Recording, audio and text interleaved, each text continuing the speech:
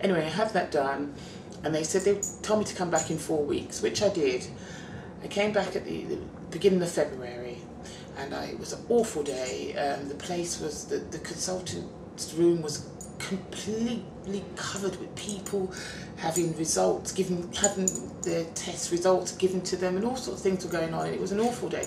Anyway, they didn't tell me to bring anybody, they just said come back for your appointment, and we'll just rule out all of these things that we've just taken the test for.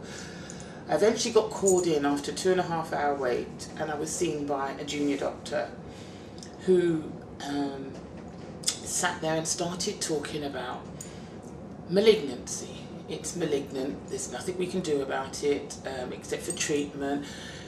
Yes, we were going to rule out this multiple myeloma, but unfortunately it's malignant, and that's all I heard. Malignant, malignant, malignant.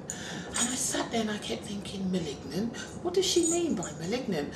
And it was when cancer was just on the up, when I started taking notice of it, that I remembered recalling the word malignant and thinking, but that's cancer. Anyway, she kept on saying, this is what we're going to do, and this is, and I kept thinking, malignant. I'd stopped hearing everything else after she mentioned the last malignant word. And I said to her, are you talking about cancer? And she looked at me and she said, well, yes. And I thought, cancer? I've got cancer. And she said to me, yes, you have. And I was stunned, because had I known, I would have brought somebody with me for support. And I sat there and I was like, anyway, she kind of went on a bit about the treatment process and so forth. And I sat there and I thought, and I thought, how could I have cancer? I'm only 39, how can this be happening to me?